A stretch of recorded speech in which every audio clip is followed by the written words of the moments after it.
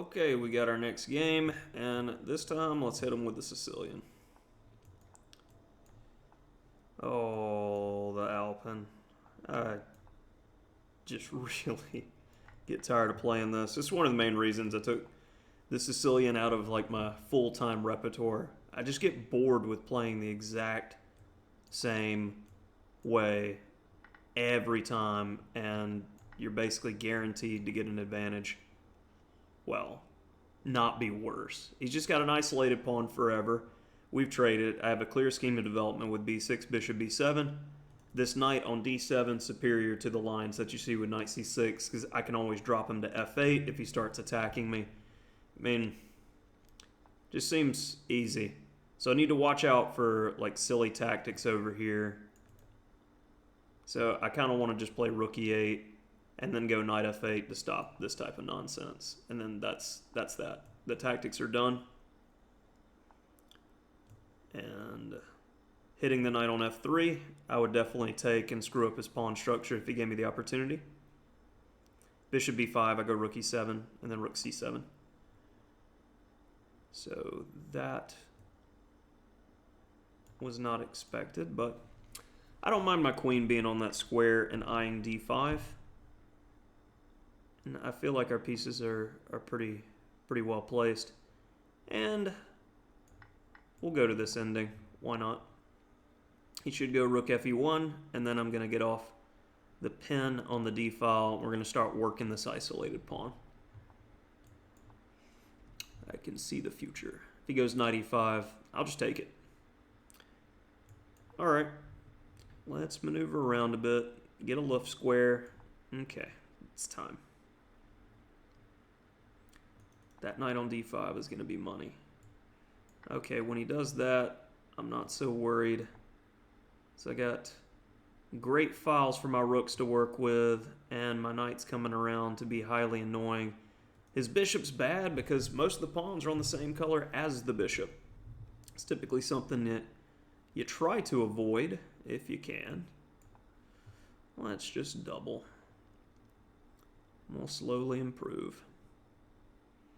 Nothing to see here. Get a little bit of a time edge to boot. Okay. Let's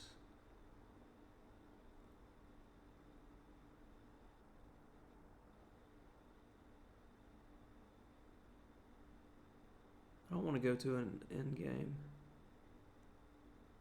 but we'll see. We'll go to an equal ending and see how he plays, because it may be more instructive to just do that.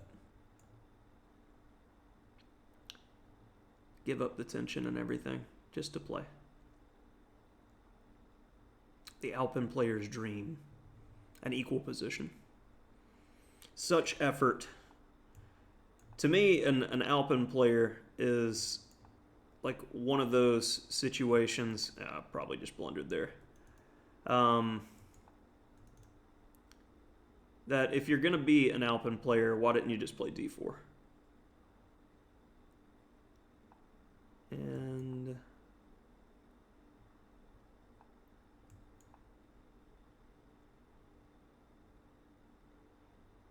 I'm not okay with a draw. I'm going to press in the losing position, and I'm going to win anyway.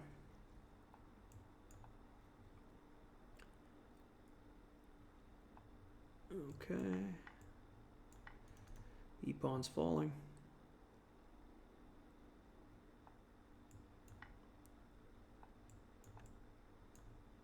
Rooks are meant to go behind the pawns.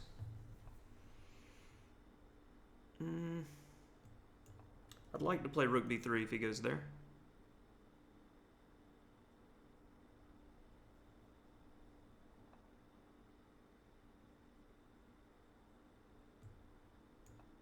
Let's get the king on a good square, get ready to start pressing in the center. All right, we'll put that pawn there. So we have rook b3. Okay.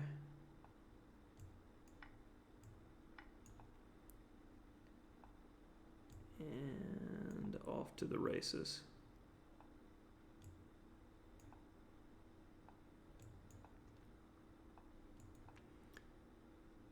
That gives up the A pawn, but my pawns are very fast. And we've got excellent placement of the king here. That's not going to do it for you. I could have just queened. And your pawns aren't going anywhere. So yeah, another game where I'm not entirely satisfied with my play. What can be said? Like some openings, and really there's nothing against the Alpin whatsoever. It's just I get so bored with playing it because I've played the same type of game so many times. Bishop d2 is a bit rare. I can't think I've seen that before, but you normally want to maintain this knight, and it wants to go to d2 and then e4 for attacking possibilities later. But ever since I started playing this knight d7 stuff versus the Alpin, you can see I just sat the knight on f8, and white just essentially has an isolated pawn. And all these trades are fine, and black definitely has the edge according to the engine. And then I botch it probably when I took on e5 and let him get rid of his pawn. Yeah, knight e7 and then knight d5. But taking, I still have an edge. Knight e7.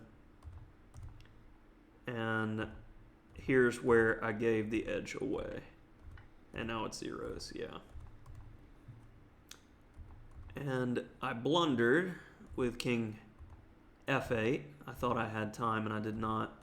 But we do this little stutter step. And the thing about me, especially in this type of situation where I'm playing a 1900 rated player, I'm going to press like 100%. And when that pawn falls, you got to watch for these types of moments. Like a5 gives him the opportunity to go wrong further here with king b5 and rook b3.